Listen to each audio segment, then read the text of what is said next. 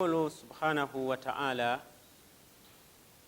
في محكم التنزيل بعد أعوذ بالله من الشيطان الرجيم فأقم وجهك للدين حنيفا فطرة الله التي فطر الناس عليها لا تبديل لخلق الله ذلك الدين القيم ولكن أكثر الناس لا يعلمون. وقال النبي صلى الله عليه وسلم كل مولود يولد على الفطرة فأبواه يهودانه أو يمجسانه أو ينصرانه.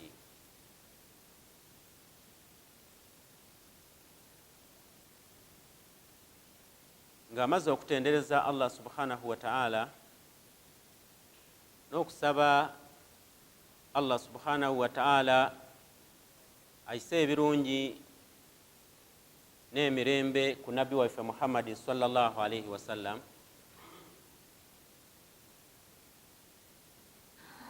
Somya iteeka mu kitabo kya Allah subhanahu wa ta'ala. Iteeka eryo yaganibwa mu surati Rum aya ya 30. Aya yongerese tujiringeku tujegeku tujeidukanyeku.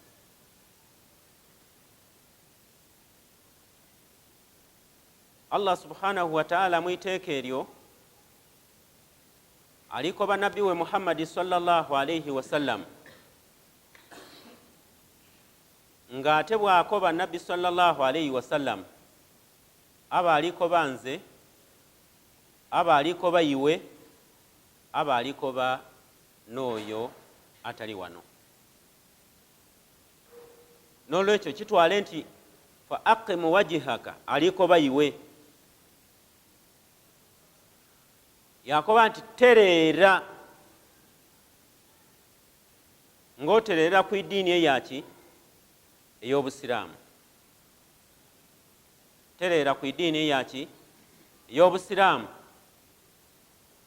Allah yayinonola ensonga lwaki ali kukoba ku iddiini eyo kwoba onwerere kwoba otereerere awo olobe kayi kukyama. Akobye nti fitrat Allah allati fattara nnansa alayha, obwo n'obutonde bwa Allah bwe yatonderaku buli ayetebwa omuntu.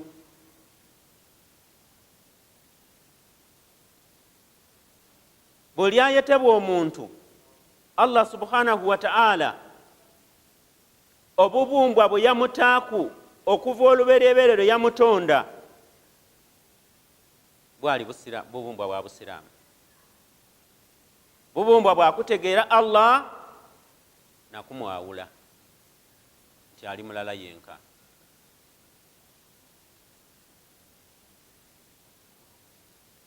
Era Allah yatulabula yakoba nti obubumbwa obwo oba obutonde obwo la tabdiila li khalqi, mutagezanga kukubukyusa.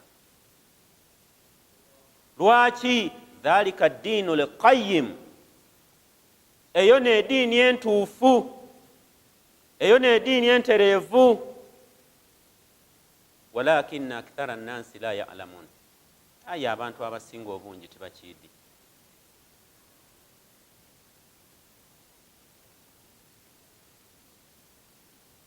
Eddiini eno tugirimu, twajingiramu mu ngeri dandawulo.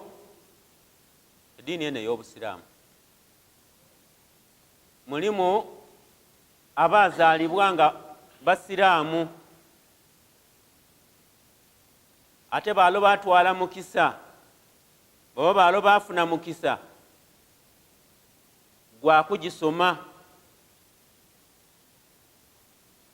Yabaawo nga musiraamu aye nga takitwala nti kya bbeeyi, takitwala nti kikulu yaali, takitwala nti kyengera mu byengera Allah bye yamuwa.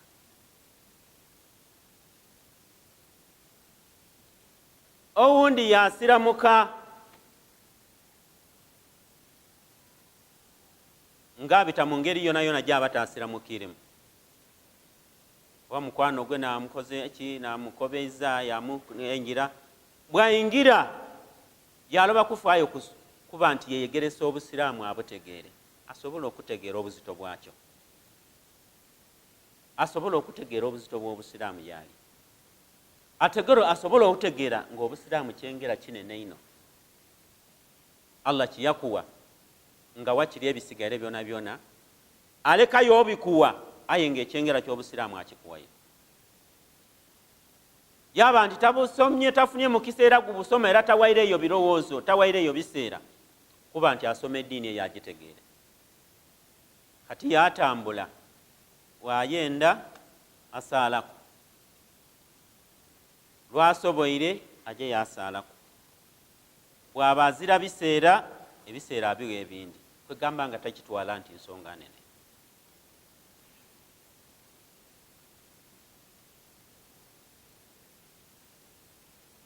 Owundi yajingira lwa mukazi,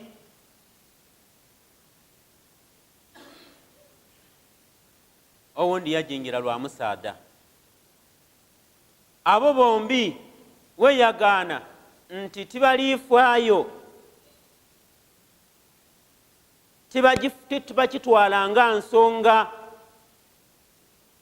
Owundi ayenza egifuula layini emutuusa ku kyayenda, olumala okifuna wasalaamu alali murusaliina walhamdulillahi rabbil alamin. Lwayenza asaalaku, lwayenza akola ati akibona nti taidi makulu gaakyo, era taidi nti ekintu ekyo kya bbeeyi ino yaali, era mukisa munene ino okuba Allah gwamukoleera olukwe okutuukako. Aye ng'ekintu kyotali kufaaku, kyotali kwidumbira, kyotali kulabirira, kintu kinene ino mu maiso ga Allah subhanahu wa ta'ala. Allah wekitiibwa akoba atya, ba'da a'udhu billahi minash shaitani rajim, inna ad-diina inda Allahi al-Islam. Mu maiso ga Allah ezira ddiini eri mu maiso ga Allah yindi okutoola ku busiraamu.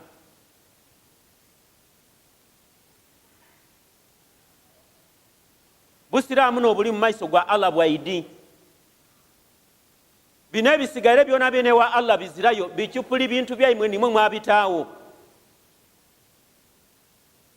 Bantu babijingirira bujingirire, babitaawo. Lwaki? Bannabbi bonna bonna baali basiraamu. Kati nabbi ki gwe bakulembeza yali ow'eddiini eryo lyona lyona lyoba toobwine eritali busiraamu?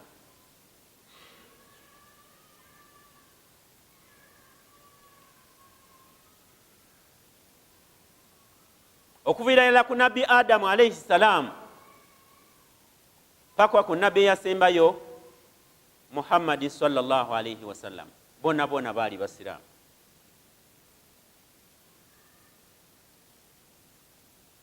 Era bonna bonna nga bayikiriza mu Allah n'okumutongola nti ali mulala yenka, la mathila lahu, azira kimufaanana.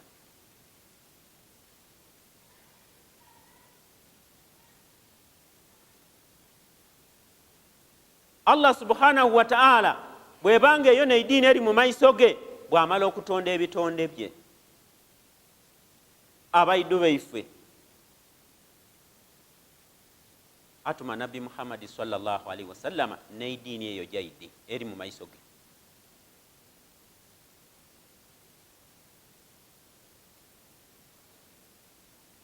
Era bw'amala okumuwa amateeka ge tutambuliraku, mu iteeka eryasemba Yakoba nti al-yawma akmaltu lakum dinakum wa atmamtu alaykum ni'mati wa raditu lakum al-islaama diina. Amateeka genenda mutambulireku naago gaidwire. era amaze okubalonda nga nimu ekibiina ekyebbeeyi ekiddwira ebirungi. Era mbasiimiire obusiraamu nga neidiini gyemube munsinzizeemu. Obusiraamu otali kufaaku tiwalonda bulonde, wabula Allah niyabukusiimira ate yamala yakulonda weena waaba mu kibiina ekyo. Aye ekintu Allah kyakusiimire mwene kyotali taaku birowoozo, kyotali kufaaku, bambi buba butamana. Aye ekintu omutonzi wo mwene kutaawo kyakusiimire, wandibaire nga aya gyasandiise nayo nga kwotaire ebirowoozo. Tutandise tutya? Allah atulagire nti fa aqimu wajhaka lidini hanifa fitrat Allah allati fatara an-nasa alayha. Ebirowoozo n'amagezi byona byona byolekeze ku dini ya Busiraamu, kubanga n'obutonde Allah subhanahu wa ta'ala bwe yatondera ku abantu boona boona.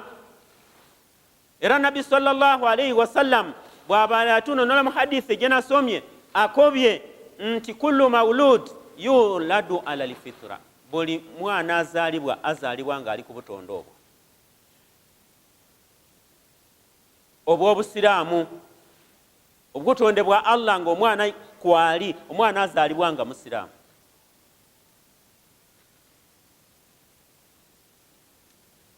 Ate bafuuka batya okuba nti kayo oli ali kugoberera diini ere, oli ali kugoberera ere, oli ali kugoberera ere, oli ali ku yindi.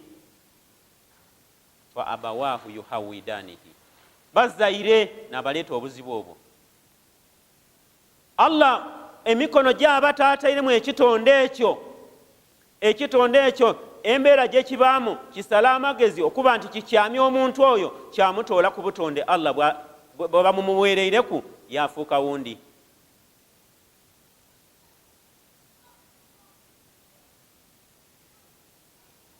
Ono wayagana nti mbunze ndi mukatuliki, webuuza obukatuliki bwavaaga mu Bayibuli buli muntu mube bakatuliki.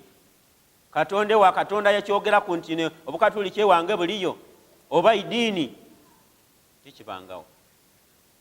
Ola ati ndi mu Protestanti, Katonda yakyogeraku wa? Ola ati ndi mulokole, n'obulokole bwona idiini liri luuyi wa? Olenzi mu Seventh Day byona biliyo obitoolaga bapalapalanye bupalapalanye. Kati olumala ng'akyamya ekitonde Allah kyamutonze yakifuula ekiyahudi awu yumajisani, omuzaire yakifuula okuba nga musamize. Omuzaire yafuula ekitonde ekyo kibamugayire ekizaalibwa nga kirungi nti oli munaswara.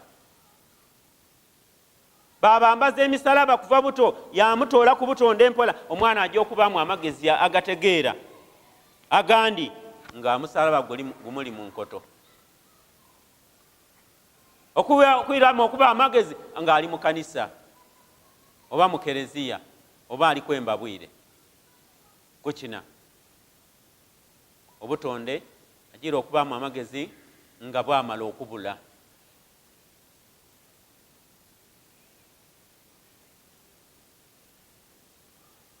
Baganda bange ab'ebitiibwa, Allah subhanahu wa ta'ala tusaanye okubanga twegema ku kintu kye yatusiimira. Otherwise tuida kutuuka mu maiso ga Allah subhanahu wa ta'ala tweiduse, aye ng'okweyidusa tukukatugasa. Allah atukobye baada audhu billahi minash shaitani rajim, wa man yabtaghi ghayra al-islami dina falan yuqbala minhu.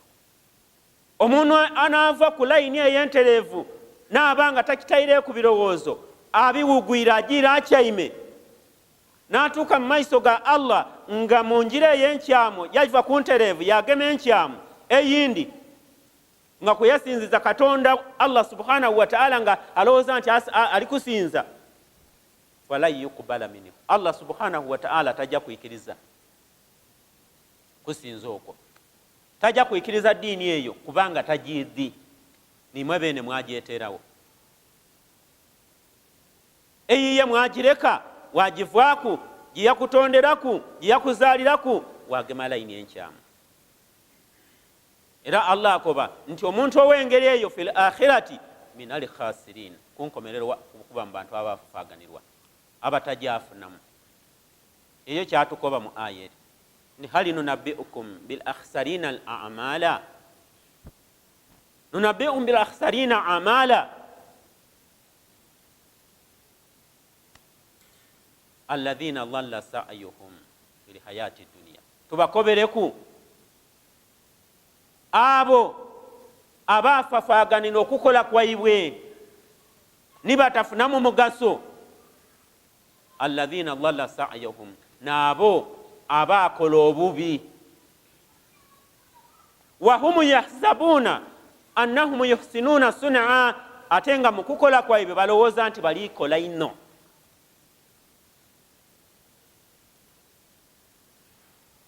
Aye nga kunkomero bafafaaganirwa.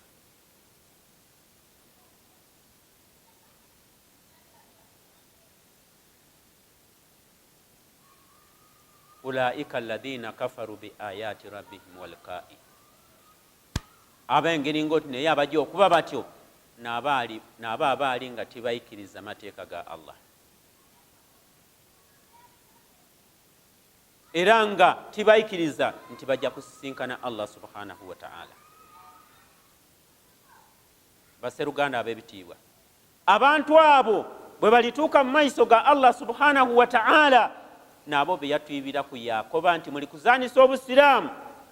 Aye kyoli kuzaanisa nga ate Allah abaire akuwaire ekyengera, ojatuuka mu maiso ga Allah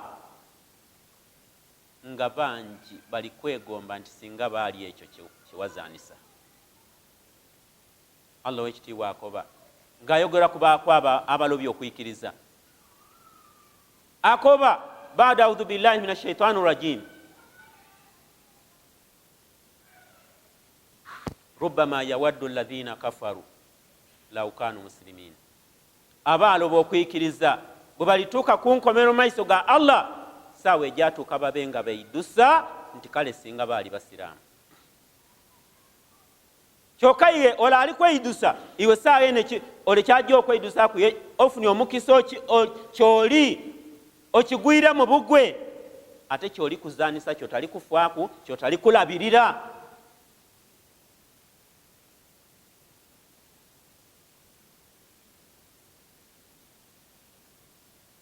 Batuuka okukoba nti munasaalaku, okusaala lwaba lutalo, wabona nga bali kusina, muna siibaku, wasiibira ku bunkenke, tina kyonka watuuka okulwala endwaye edoozira. Aye nga bye bali kukoba bijja agasa iwe, ozimbe enumba gye baakuwa enungi.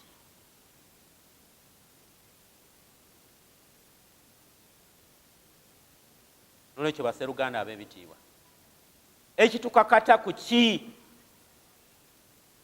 Ekitukakata ku baganda bange, oluvannyuma kutegeera nti omusingi gw'oli kuno ogw'omunwevu oguli mu maiso ga Allah ow'ekitiibwa, n'okuba nti oyidumbira era olabirira ekintu kyekyo,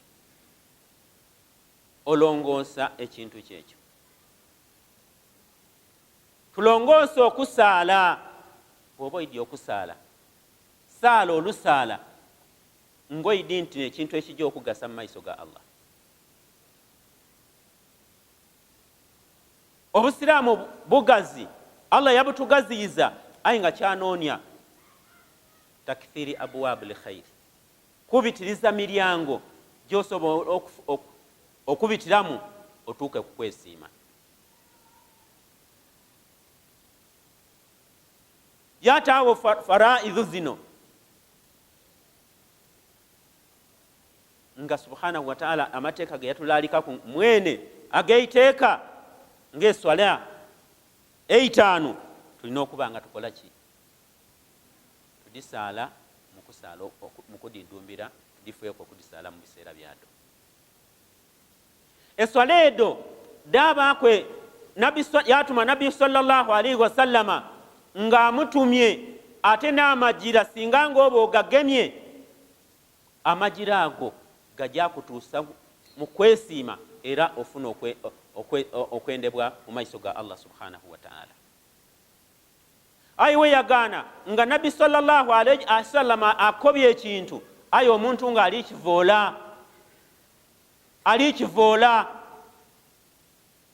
bakwate eyo sunna ya nabbi sallallahu edo sunna busunna yaida okusaala wano swala ya faradha bwagimala saawa yene olw'okuba eswala ewere yagamba munsawo yatoola yeisimu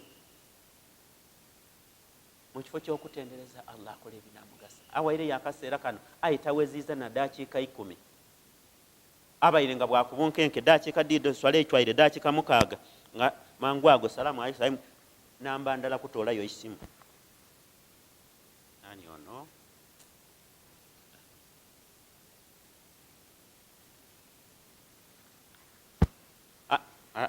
mbaire nga nikusaala bikugasa ki duniya okidi nga osobola okufuluma wanooti watyerera wale wenaawe aloba kuvaawo oli ku bino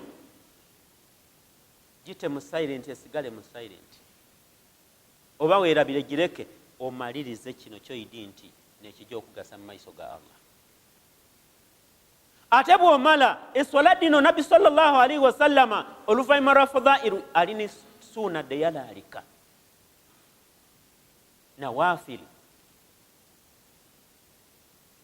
nti bw'omala eswala eno ya faradha eno erina eswala eraaka 2 ng'okaali gisaala, eno yaaba n'eraaka 2 ng'omaze ogisaala, eno yaaba n'eraaka 4 ng'okaali gisaala, yaaba n'eraaka edindi 4 ng'omaze.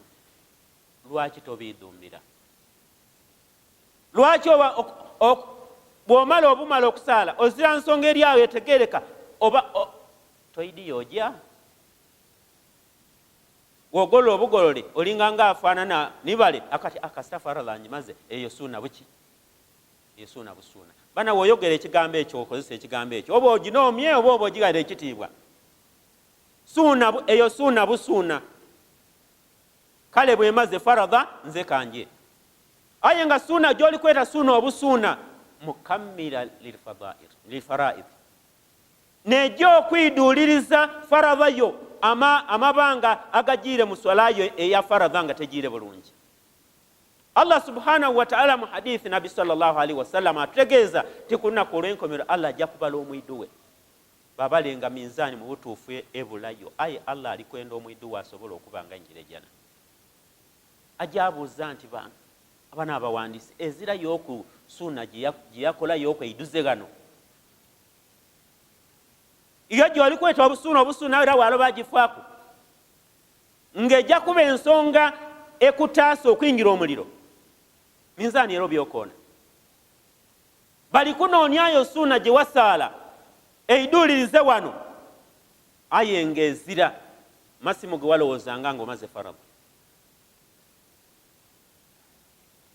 Programu didakusubaku toidinga programu dodai fedona dona di mikono ja Allah ni mwene kudi baraka ni mwene gitamu baraka. Ilamu annama aswabaka lamu yakun liyukhti'aka wa annama akhta'aka lamu yakun liyusibaka. Obona obwikiriza maliriza ekijja okugasa bwebanga ddala riziki eno yiyo wallahi taidaawe taikona wona amalira wano musada wena ndikukubiranga amasimu togema biki abendi kusaalanga aida kubanga ali kulinda mulala iyo kubanga riziki eyo yiyo Mungu yajiwandikanga yiyo aye tali yiyo wallahi niwone yuna wano oda kwagana tejire nolecho maliriza kyojo okutaayo mu maiso ga Allah bonabo yemerere mu maiso ge ya ayyuhalladhina amanu taqullaha walitanzuru nafsu ma qaddamat ligadi. abange mwabayikiriza mutye Allah ate amaiso mugate kwekyo kyemujja okutayo mu maiso ga Allah nga musaba akuwejjana. Era tegeera nti kyofunye buli mu ngeri kibaye tikyakukusuba kubanga Allah yakiwandiika nga kikyo nga tikyagundi. Ole ni wanayenda atya taida kuba akitwala nga tiniwe.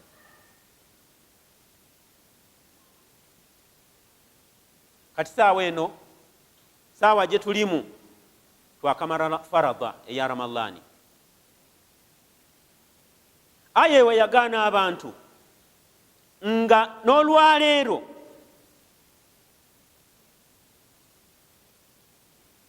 omwezi tugutuuse wagati ogwa Shawwal gwe batukoba okusibira mwena kwemeka omukaaga.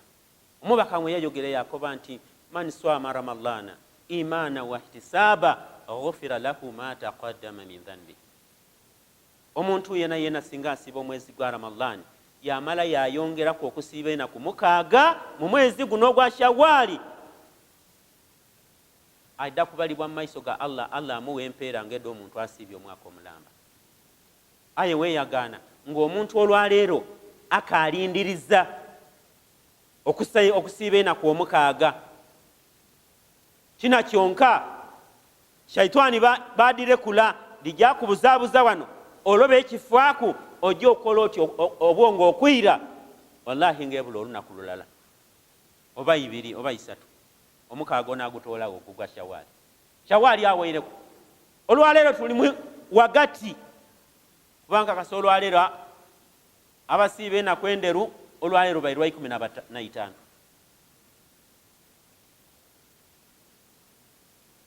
Aye tuli wano sunna ngoti naye y'okusiiba omuntu yagayalira enaku edda omukaaga paka lwedi musuba aye ng'ekimutwayire eyo kasita faradha nagikola ki nagimala.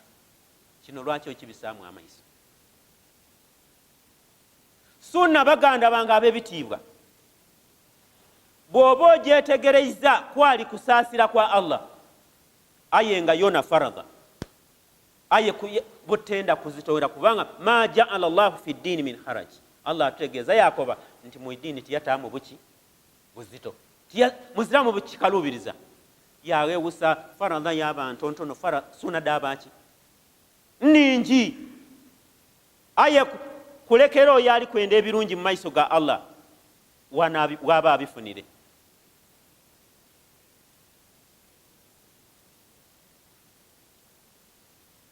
Aye bw'osoma Qur'ani endogera ya Allah yona yona eraga nga sunna kintu tosobola ajawula ku faradha. Okibonera nga kintu kizito ino kyotasaanye kubanga ogalambira.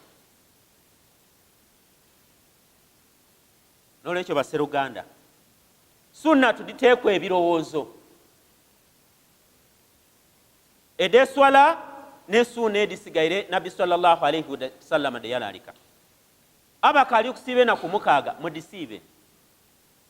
La tuakhiru amala liyawmi ila ghadi.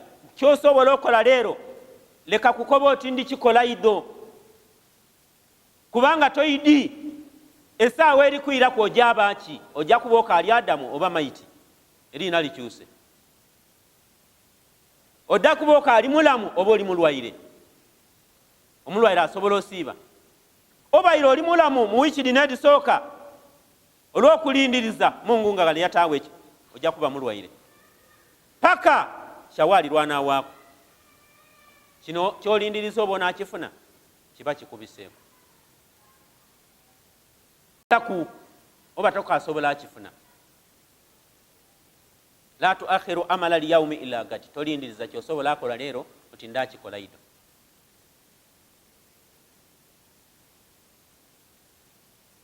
Ibn Umaru weyawulira Nabbi sallallahu alayhi wa sallam anga alikoba nti kuni fi duniya ka annaka garibu au abiri sabili. Mube ku nsi kuno nga mulinganga abageni oba omuntu ali kusala enjira ava kuno ali kuyira kule.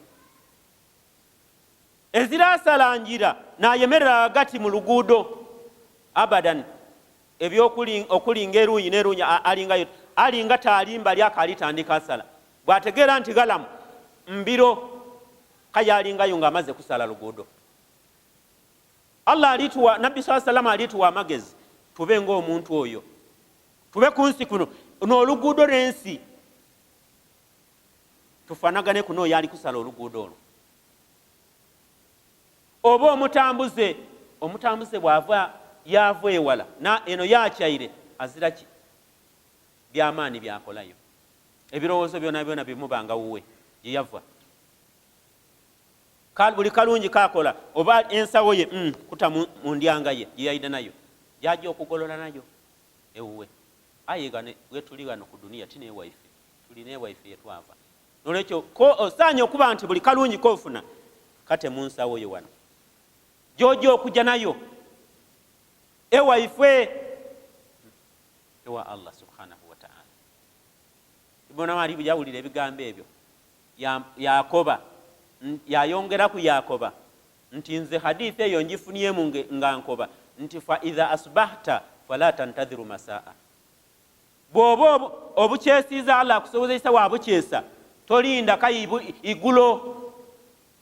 Fa idha amsaita fala tantadhiru sabaha, ate Allah bw'akusobozesa wawungeze watuuka igulo ng'okali mulamu leka kayikulindiriza ky'osobola akola igulo eryo nti ndakikola olwaido, kubanga ido toidi ojja kubaki.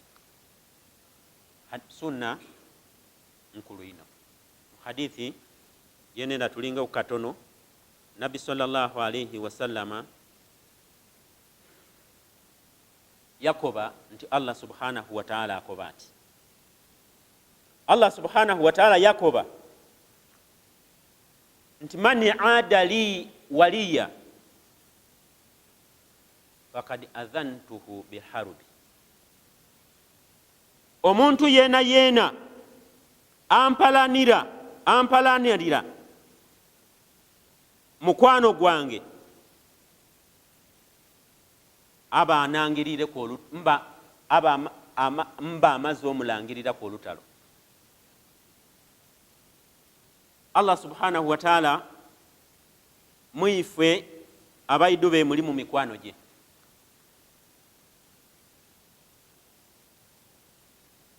Mikwano gyejo Allah subhanahu wa ta'ala gyalikoba nabi nga bwagambye nti inna Allaha ta'ala qala, mazima Allah ekitiibwa yakoba nti mani adali waliya faqad adhantuhu bilharubi, omuntu ampalanira mukwano gwange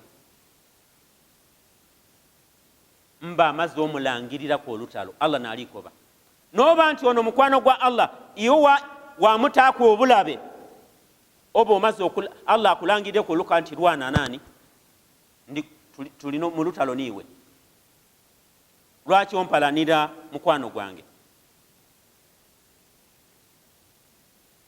Nabi sallallahu alayhi wasallama alitutegeeza mu kigambo ekyo ku hadithi kudusi eyo Allah ng'ayogera ng'alitegeeza nti mu bantu alina mu mikwano gye.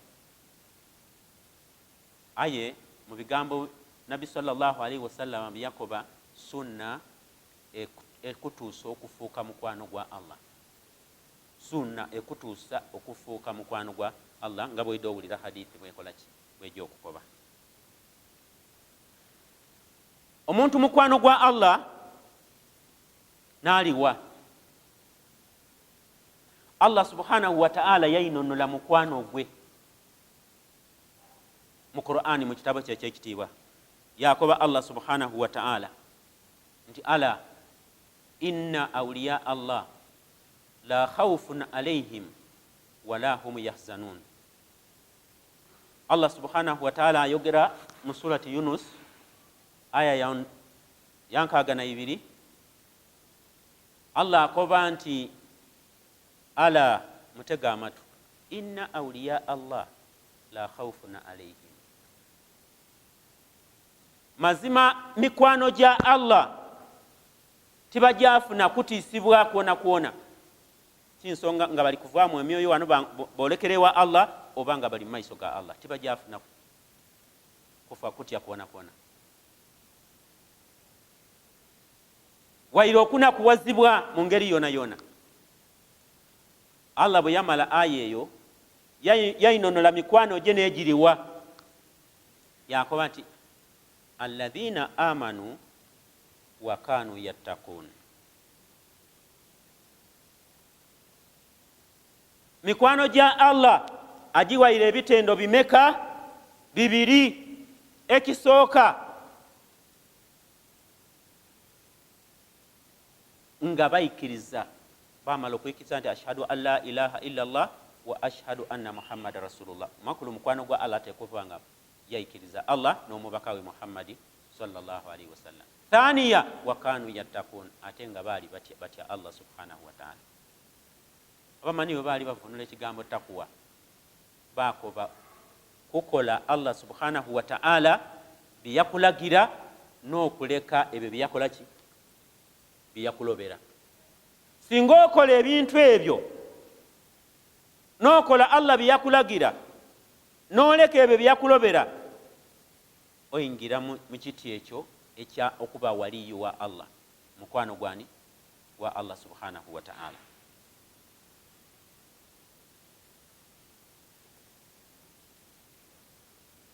Ibn Qayyim bwe yali twinonola waliyu wa Allah oba mukwano gwa Allah n'aliwa, Ibn Qayyim yakoba nti man kana mu'mina taqiya kana lillahi waliya. Omuntu yena yena abanga mwikiriza ate nga atya Allah, noyo aba mukwano gwani wa Allah. Nga Ibn Qayyim yakitola mu ayere gyenkulembera okubasomera nti alladhina amanu wa kanu yattaqun. Ababa nga kunsinga bayikiriza ate nga batyani batya Allah subhanahu wa ta'ala. Tujja mu maiso ni hadithi Nabi sallallahu alayhi wa sallama yakoba nti Allah nali kwogera mu hadithi kudusi eno nti wama taqarraba ilayya abdi bi shay'in ahabbu ilayya mimma aftaratuhu alayhi. Alitulabula nti niwankubadde nga sunna ya bbeeyi era yajogeraku mu kitabo kye ne aya ningi ino era yateediraga nga nzito ino akanti omuntu azira kyasobola kusembera mu maiso ga Allah, kusembera nakyo mu maiso ga Allah kisinga ekyo kye yamulaalikaku. Amakulu goyinza ofuna mu aya eyo oba mu hadithi eyo nti tosobola kukoba oti osaale sunna faradha okole ki ogireke ng'abandi bwebaleka faradha yaleka ki sunna. Allah kyeyalaalika kyasinga okwenda niwankubaire nga kino kyeyalagira omubaka we akikole oba akikobe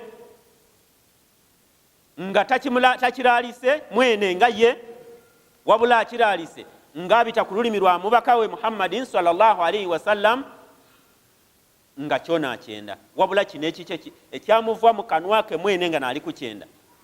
Allah kyasinga okola ki okwenda. Era ako toyinza kusembera yendi na kintu kyona kyona kisinga kyenakola ki kisinga faradha kisinga kyenakulaalikaku.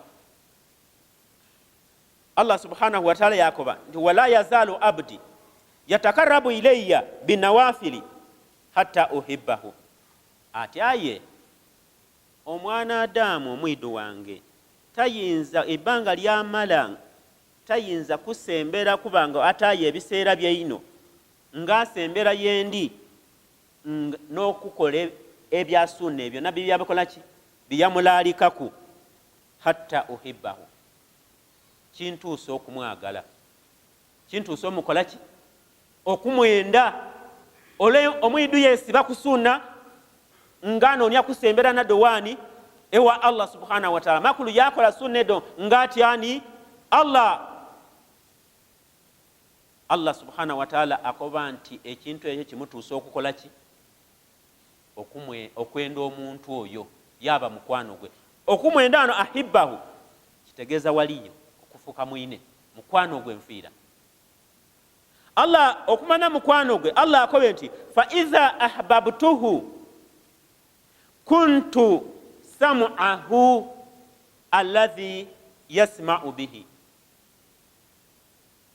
bwe mwenda nfuuka matuge ago gakola ki gawuliza. Singa osemberewa Allah ne sunna akwenda ino ate waba akwenze afuuka matugo gokola ki gowuliza. Wasam'ahu wa basarahu alladhi yabsiru bihi, era Allah afuuka maiso go gano gokola ki gobonesa kwegema kuki kusembera yali naki na sunna.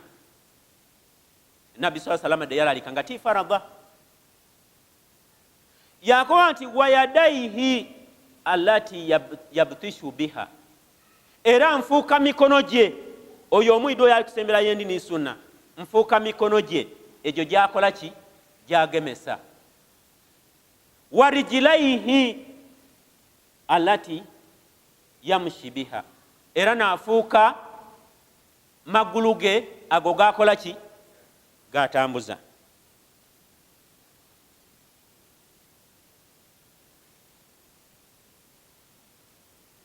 Awo waliwo ekyokwebuuza, afuuka matu wabanga niwo omusitwire, afuuka maiso wabanga ali kuno mbe. Alitegeeza nti akuwafaka yakurashada yakulungamya wabanga amatugo toikiriza mu birowoozo byo toikiriza kubaawo ng'owuliriza haramu, wabula owulira bintu bya mugaso byonka. Era wali haramu tokola ki toyemererawo. Walladhina hum anil lagawi mu'ridun, Allah atyo bwakulungamya ebintu ebikyamu obyesamba wabanga tobikola ki tobiwuliriza.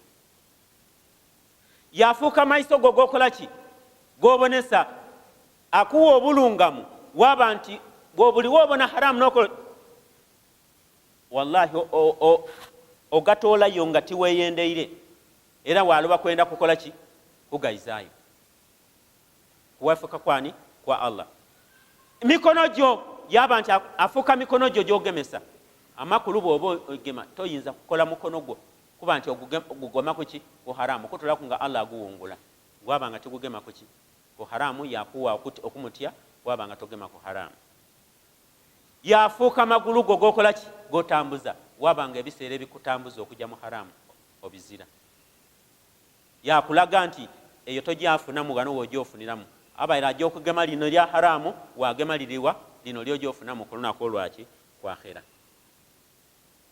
Abaidu ba Allah bebitiibwa, Allah again Nabi sallallahu alaihi wasallam agya maiso n'okututegeeza nti Allah subhanahu wa ta'ala ayongera Yakoba nti wa in sa'alani la utiyannahu, okwegema ku sunna okwo okusembera ni ewa Allah ni sunna kikutuusa okuba nti buli lwoya wanika emikono osaba Allah kikutuusa Allah okukwanukula.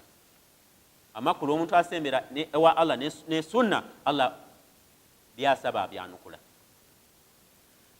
Kuba akobye nti singa nsaba mwanukula buki bwanukule. Wala in ista'adhani la'idhannahu, era singanga ansaba mukingirize ebibi byona byona ndakutaawe jiji mbe nga mukingiriza era nga mutaasa obuzibu obwo. Yaba nti baganda bange sunna kintu kya bbeeyi ino ekikutuusa okuba mukwano gwani gwa Allah subhanahu wa ta'ala. Sunna kintu kya bbeeyi ino ekikutuusa okuba nti otambulira mu kulabirirwa kwani kwa Allah, nga Allah bwe yakoba Nuhu ng'alikola eryato nti anisna il fulka bi'ayunina, nti twamulagira akola eryato nti kola eryato aye nga niife tulirirabirira niwe otambula ogema okuwulira okubona ngayo oli mukulabirira kwani wa Allah subhanahu wa ta'ala nali kulungamya buli kimu lwakwegema kuki ku sunna nakusembera wa Allah naki na sunna dikutuusa okuba nti byosaba edduwa gyosaba ekola ki eyanukulwa oba okusabye kukukingiriza Allah akukingiriza era yakutaasa abalabe bokola ki bomusabye abakutaase kuwa sembyayo ekyokufa nsembyayo ekyafaayo kirala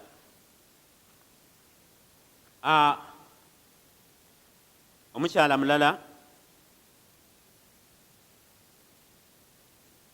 batukulembera abalongoofu yalwala bwalwala yakoba mutabane nti jako ewa Ahmada buni Hambal Ahmada buni Hambal ina abamami abaliwo mu biseera ebyo ti swahaba wabula na abamami abaliwo mu biseera ebyo abati ba Allah nga bakolera ku mateeka gani ga Allah era nga nabaliwo nga abalungamya abantu eri ekyetaagisa yamutuma ati jaye wa Ahmada buni Hambal omunkobera nsabireku nga yali mu buliri bula tasobola na kukola ki kutambula omwana yatambula yaja ewa Ahmada bwatuuka yagana Ahmada ali munumba ayigaire waigale yakonkona bwakonkona Ahmada yabuuza nti mani hadha nani oyo ali ku mulyango omuvuka yakoba ati ninze bantumye Ahmada bwayigulawo omuvuka yamukoba ati maama antumye mulwaire omusabireku Ahmada yamukoba nti ife ye muidye okubasabira twena tuli beetaavu wakusabirwa newani kati nze nakusabira ntya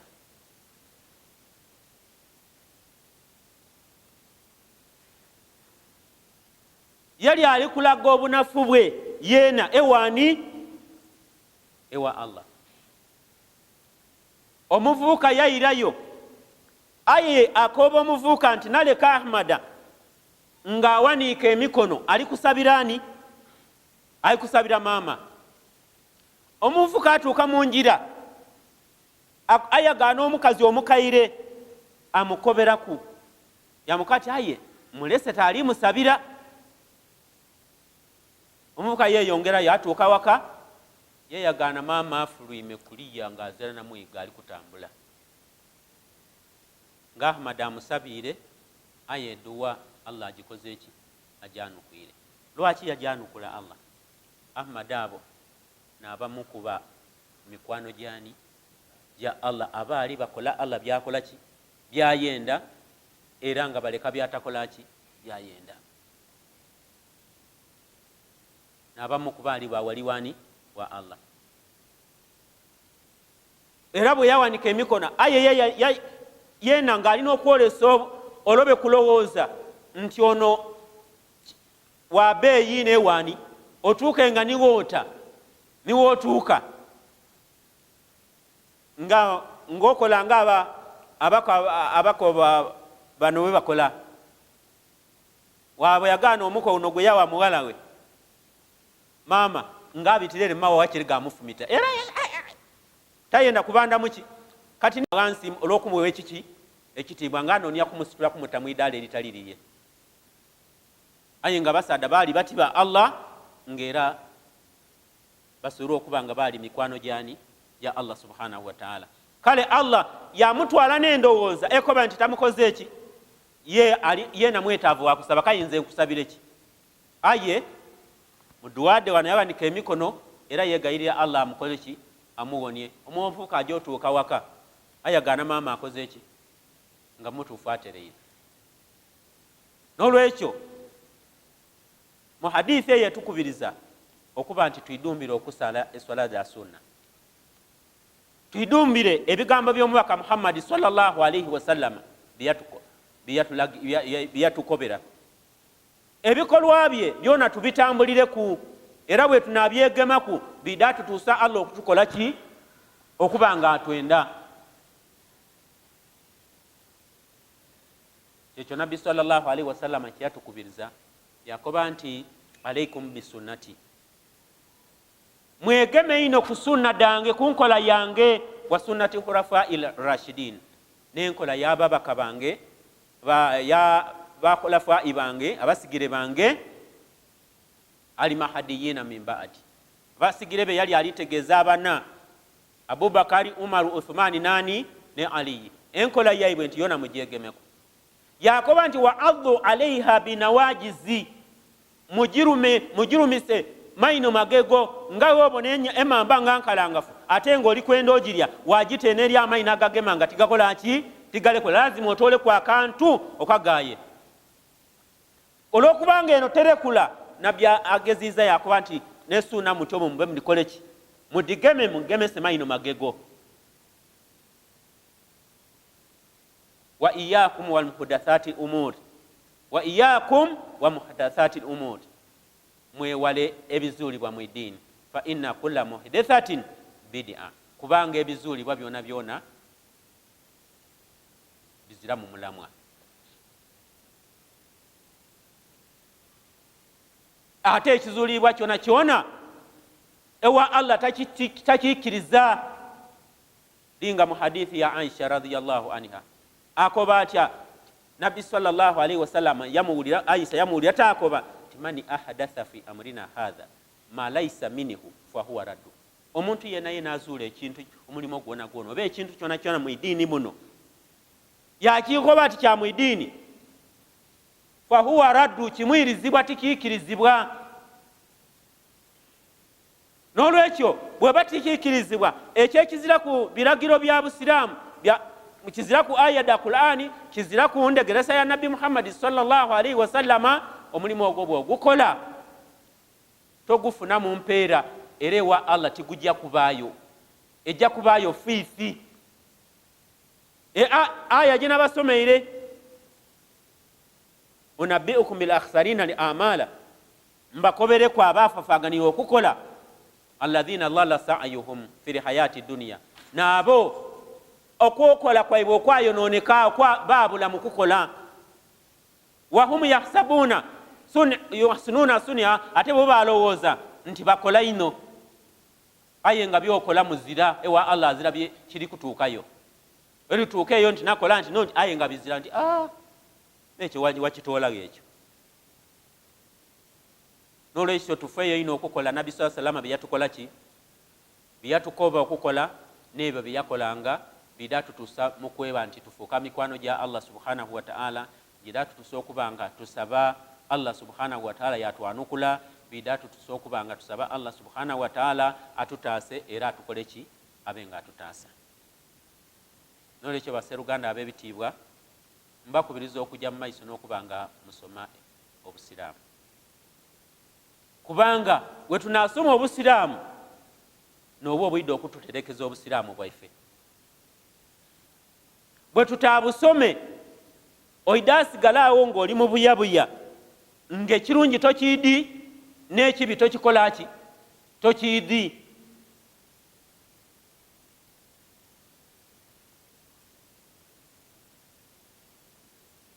omuntu singa mu hadithi nabbi sallallahu alaihi wasallam yatutegeeza yatukoba nti omuntu asinza Allah nga aidi mumami afaanagana n'oyo asinza Allah nga byasinza ye tabikola ki tabiidi bafaanaganaku nga bw'obona omwezi n'imuunyenye bano omwezi emunyenye agali omwezi eboneka n'olwekyo obulungi buno obw'omwezi ku munyenye n'enkizo eyo gye tube tunoonye mu busiraamu bwaife. Tuweeyo ebiseera otyame mu muzigiti owulirize obusiraamu bw'oyida kubwega. Niwo n'aba toyidi Luwarabu, obusiraamu n'aba tobwidi mu Lusoga oba mu Luganda oba mu Luzungu. Aye nga ate Oluwarabu tokola ki? Toluyidi. Aye nga Oluwarabu oteekwa okulusoma kubanga Qur'ani yo era erimu amateeka agakugemaku eri mu lulimi ki? Mu lulimi Luwarabu. Oteekwa okuba nga olusoma osobola okwega okusoma ki? Qur'ani. Onaakomyawo balina okuyoola kw'empeera embitirivu nga bo basoma Qur'ani ige ng'okoba oti nze tiidi luki? Luwarabu tisobola abisoma. Waafiirwa ebirungi ebingi, omuntu yasoma peegi ndala yafuna ebirungi 1000, aye olw'obutataayo birowoozo okuba nti okola ki? Otaayo ebiseera osome.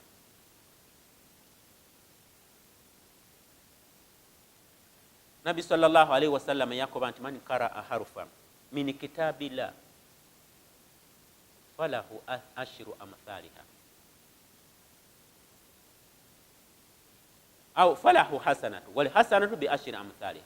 Omuntu bw'asoma enukuta ndala mu kitabo kya Allah, nukuta ndala eti afunamu ekirungi, aye nga ekirungi kyafunye mu nukuta eyo kirina ebirungi 10 ebikifaanana. Nukuta eti waba nga agifunyemu ebirungi 10.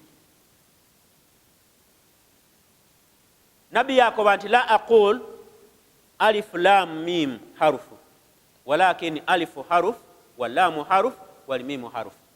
Tirikoba nti bwasoma atyo ati alif lam mim aba ayogere nukuta ndala nti eyo nukuta etya be awaba asomye enukuta imeka? Alifu nukuta, mimu lamu nukuta, ni mimu yona ki?